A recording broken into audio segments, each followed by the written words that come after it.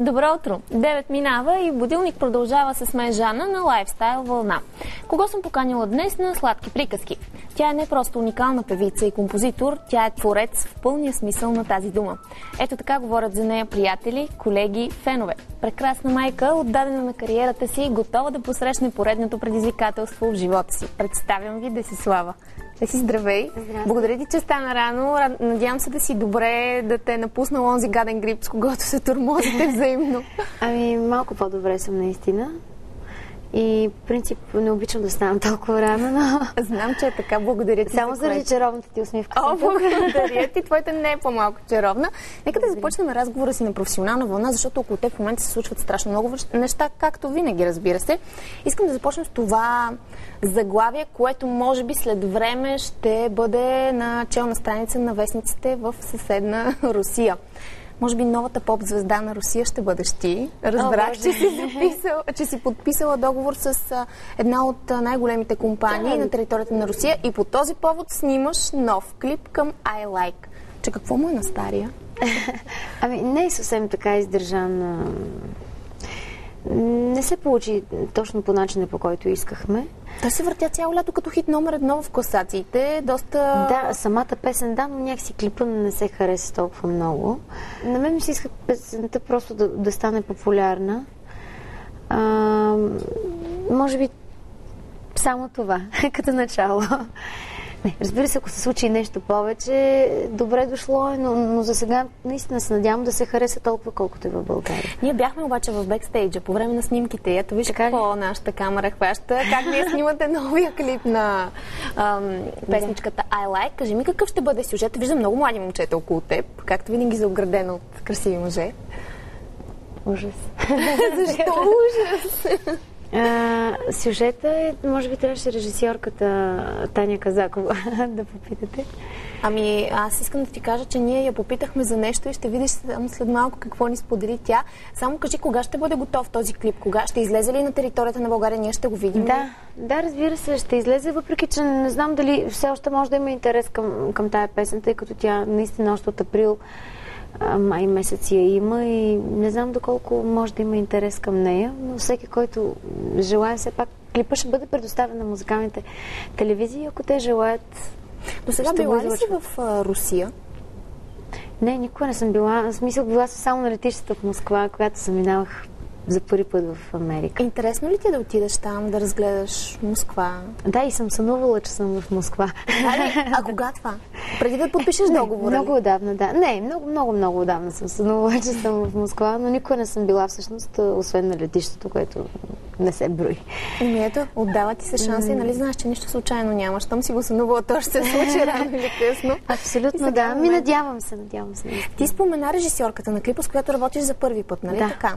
Доволна ли си от това, което се случваше на снимачната площадка? Да, ще видим и клипа, когато е готов, нали, какво ще се случи и как ще се получи, но като цяло имаше много добра организация, много така професионален подход на целия екип и изобщо така останах очарована от отношението и организацията. Вече нали, ще видим какво ще се случи по-натам. Ти си останала очарована. Искам да видиш сега какво каза тя самата, както и гримьорът, който се е погрижил много професионално за те. Напротив, не танцуваш нелепо. Смешните кадри, които вече се гледя. Много е забавно, виждам. Нека сега да видим режисьорката на клипа, заедно с момичето, което се грижи за грима. Аз детската е супер. Тя е много яка. Хем е пич, хем адски женствена, което е супер като комбинация, защото е много добре изглежда като картинка нейната женственост, като пич дава настроението, от което имам нужда. Кое ти направи най-силно впечатление в лицето й? Коя беше чертата, която гледахте да подчертаете? Ами искам да ви кажа, че като дойде, тя беше без абсолютно никакъв грим. Аз всъщност за първи път я видях без грим и ми хареса страшно много. Просто аз наистина днеска открих една нова Деси. Аз знаех единствен образ на Десислава. А като дисциплина как е? Казва, че фолк-певиците са доста капризни. Ако закъснява. Просто на човек това отношение. Направи си срещат с нея в 12, чакай при вечер някъде, но идва. Винаги идва. Винаги идва, обаче закъснява. Ами ние тогава сме щастливци, защото си беше съвсем тук, дори и по-рано на време беше при нас. И аз те чаках, кажи на всички. Всъщност да, тя ме чака. Всичко си беше по часовни в крайна сметка, просто аз дойдох по-рано. Да, поздравявам те, за което значи има промяна от тогава, когато снимахме преди няколко дни това нещо до сега. Да. Добре, хайде да си още едно нещо, като пак ще кажеш, много е гръмко, но аз искам да го кажа. Парче на Десислава предизвика фурор на концерт на Бой Джордж. Едно твое парче се е чуло, или по-скоро напеви твои, са пуснали диджеи по време на участие на Бой Джордж. Сигурно. Сигурно става въпрос за една песен "Калино Моме". И ти не знаеш за това? Не, от него ли го научаваш? Не, защо не помислих, че аз съм пяла на... Пък всъщност аз бях на един негов концерт, на който той ме поздрави пред публиката в Роттердам, обаче в смисъл не можах да разбера какво точно ми казваш. Лично се познавате с него? Да. Лично се познаваме и той е много готин и всъщност аз никога не съм искала така да го притеснявам и да се натрапвам по някакъв начин. Дори смея да кажа, че той сам много често ми пише имейли. Беше си сложил дори много сладко в Твитър наша обща снимка от Роттердам, там откъдето се запознахме всъщност с него. И дори ми беше писал да го адна във Фейсбук, нали? В смисъл, аз никога не съм искала така да притеснявам хората, но той явно останал с добри впечатления от мен. На тази наша среща в Роттердам всъщност той ми предложи да направим дори общо парче, което всъщност предстои да бъде направено. Кога? Това е... все още не знаех. Все още не знам, така във времето някъде ще се случи, но определено имаме идея. Дори скоро той ми беше писал за тази песен, че се работи върху нея, че има някаква идея. Да я направите. Нещо такова, да, може да се каже. Така че се работи върху тази песен. А пък тук става въпрос за едно парче на един диджей Марк Ведо, в което участва и, разбираш, като идеи или там като екип просто с Роджер Санчес и Бой Джордж. Искам да си поговорим за Евровизия. Това е най-актуалното в момента около теб. След първото прослушване за финала на българската Евровизия, ти си първата в класацията и това е неоспоримо. Песничката се казва Love is Alive. Да, знам ли. Не искам да говоря нищо предварително, само искам да кажа, че песента, която съм подготвила, мисля, че е доста силна. Съдържа в себе си освен, че интрото започва то си е български фолклор, много интересно. След това куплет е много чувствен, а припев е много комерциален. Да, ние чуваме част от нея, обаче тя ще има и клип. Смятам, че една смесица от по някакъв начин предоставяш на куп всичко, нали, на слушателя и смятам, че има така доста добри шансове. Артистичният псевдоним, с който ще се явиш? Дес. Добре, къде е? Скоби Десислава. Скоби Десислава няколко пъти сменят и своето име. Това не мислиш, че може да обърка феновете по някакъв начин? Абсолютно, със сигурност е възможно да се получи така. И да влияе негативно към вота, който ще ти дадат. Но все трябва да се тръгне от някъде. Аз се надявам в България вече хората, които познават Десислава и знаят Десислава, да знаят, че Дес е същата Десислава. Вярно ли, че си сложила този псевдоним Дес, защото в българските поп-радиа не са искали да пускат твоята песен под името на Десислава, защото им звучало поп-фолк? Да, вярно е. Въпреки, че Десислава е много хубаво българско име и една от цариците. Така, за останалите участници, които са се класирали, знам, Цецо Елвис, той ми беше на гости, Софи Маринова, Марги Хранова. Страх ли те от конкуренцията? Не. Но ми се иска да спечеля аз. Както и всеки един. Щом ти си искаш да стане. Да. Майки, какво прави? Справя ли се с училището? Всичко наред ли е? Да, напоследък съм го, стимулирала. Не знам дали е грешно или не, но един нов метод съм измислила за шестици. Какъв е това? Сега не ми казвай, че за някакви... Финанси. Колко му плащаш за шестица, колко за петица и колко за двойка, сигурно нищо не получава. Не, нищо, само за шестици. И той вече така е натрупал едни шестици, че направо ще фалирам вече от него. О, Боже! Иначе, защото после това е малко в кръга на шегата, но не, съвсем не е нещо огромно, нали? Това е в кръга на шегата. Но пък доста се стимулира, събира си парички, в които, нали, ще купи подаръци на всички за Коледа вкъщи и така. Иначе той в 4-ти клас учи, математиката му върви много. Учи в съвсем обикновено училище. Да. Не в тези елитните, на които, училища, в които учат децата на известните, на политиците. Да. Не, то няма нищо лошо и в някое хубаво училище, но може би аз така реших до 4-ти клас да уча в едно... Ние отидохме на гости в неговото училище. Така ли? Искам сега да виж какво послание каза той за мама. Това е истина ли? Да, истина е. Майки мисля, че намери в лицето на класа страхотни приятели, а от друга страна пък те намериха в негово лице наистина много добър приятел, много е любознателен, винаги иска да търси допълнителна информация. Малко е буйничък. Ако трябва да съм искрена, буйничък е, но важното е, че това, което му поставим като задача, се изпълнява. Много ми липсва, понеже тя ходи почти всеки ден на участие и аз не мога да виждам всеки ден. Надявам се да ходи по-малко на участие, за да мога да я виждам повече. И аз, като няма, съм при баба, уча, ходя на тренировки. Какво тренираш? Акробатика. Лесно ли е? Горе-долу. Бих казал, че да си дойде по-скоро и че много я обичам. Да ходи по-малко на участие. Готова ли си да му изпълниш това желание? Все още не. Как? На първо място кариерата и после майки. Това е много важно, да, тъй като аз изпълнявам и ролята и на майка, и на баща.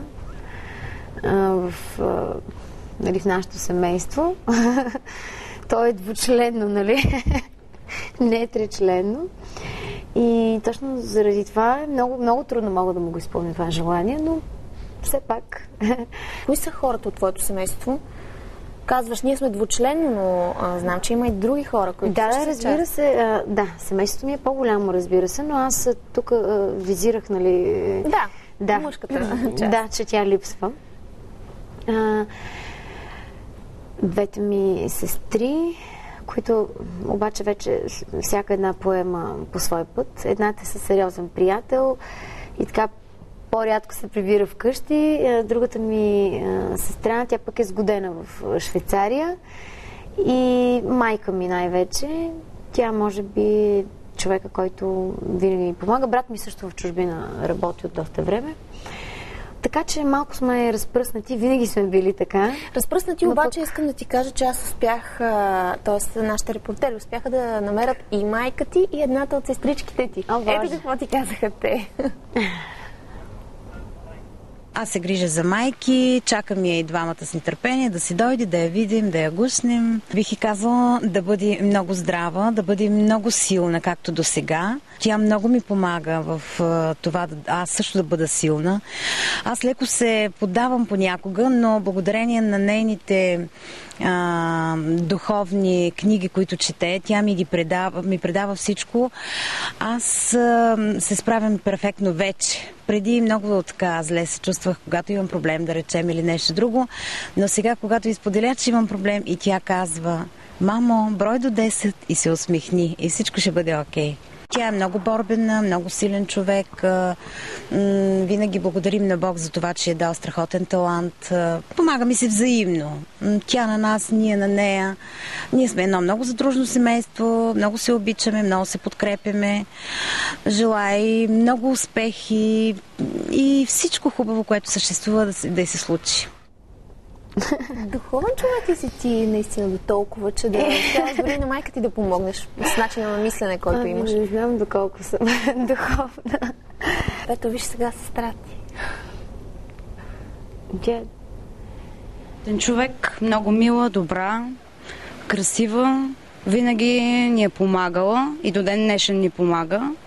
Да, липсва ми. Даже напоследък не сме се виждали даже доста дълъг период от време.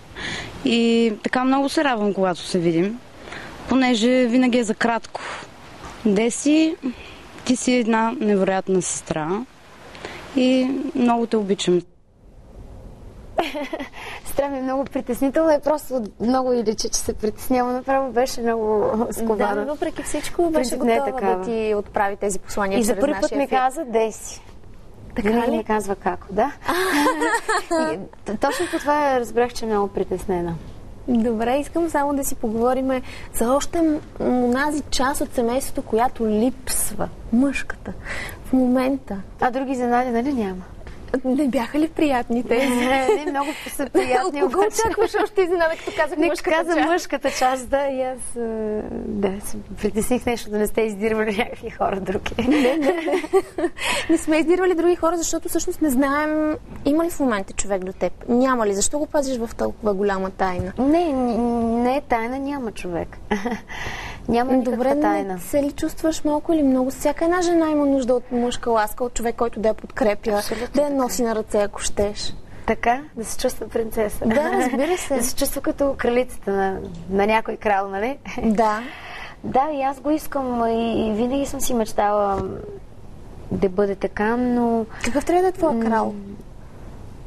Ами, не знам. Дори нямам точно определена представа. Смятам, че когато го срещна, просто ще го позная. Хора не им се вярва. По принцип, че Десислава няма образ на човека, който иска до себе си. Знаеш, твоите колежки са се с не случайни мъже, смисъл с положение в обществото, финансово, ако трябва да бъда по-конкретна. Да. Ти към това как се отнасяш? Ами, каква професия? Аз съм имала отношения. Аз съм имала отношения с мъже, които са имали финансово много добро състояние и такива, които не са имали. И? Ами, стигнала съм до там, че преди всичко най-важното нещо за едни хора да бъдат щастливи, да бъдат заедно, преди всичко най-важното е да гледат в една и съща посока. И това е твоето условие към бъдещия крал на Десислава. но все пак със сигурност трябва да има и нещо по-различно в него, за да ме спечели. В смисъл да бъде различен като... Притесни се, когато ти казах мъжката част и да видим дали няма някаква изненада, каза ти. Защо, в какви отношения си с бившия всъщност? Аз се сетих за бащата на майки. Да. Как вижда майки? От време на време се чувам... Имат някакъв контакт. Може да се каже, че имат контакт. В добри отношения сме като цяло, но винаги има така нещо между нас. А с Галина чувате ли се? Приятели ли сте? Силно казано приятели. В приятелски отношения да. С цялото семейство. И чуваме се от време на време, когато трябва нещо да пея. Те, разбира се, имат и такъв бизнес с клубове и такива заведения, да. Така че обажда се от време на време. Аз, разбира се, веднага се отзовавам. Приятно ми е, че останахме в едни такива добри отношения, нормални. На мен ми беше изключително приятно, че ми гостува тук тази сутрин. Надявам се и на зрителите, разбира се. Пожелавам ти успех на Евровизия. Ще стискам палци на двете ръце. Признай сега. Защото скоро бях на едно предаване, в което водеща каза, аз съм за теб. Ами, защо не? Нали? Аз искам да чуя също другите песни. Да. За да направим... Добър отговор, защо не? Защо не? Отговор с въпроса. Да, разбира се. Надявам се, като чуеш и другите песни, моите да усещаш най-добре. Ще видим, Деси, благодаря ти много. Надявам се пък ти, ако представиш достойно България на финала на Евровизия, да дойдеш, за да го споделиш с нас това усещане, което ще изпиташ там. Да. Благодаря много. Разделяме се с вас за днес. Надявам се, сме ви били интересни и полезни. След кратка рекламна пауза започва потребителското предаване Баркод. Не го пропускайте. Моето пожелание е да изживеете един наситен с усмивки и приятни чувства ден. Чао!